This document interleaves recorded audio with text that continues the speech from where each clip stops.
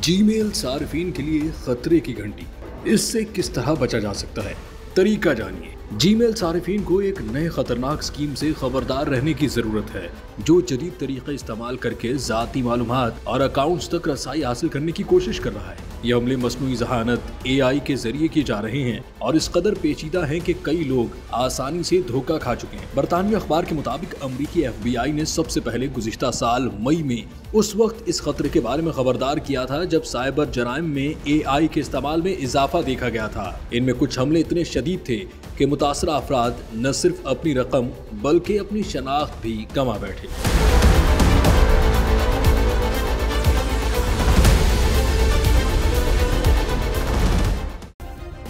Subscribe करें और bell दबाएं ताकि कोई खबर रह न जाए।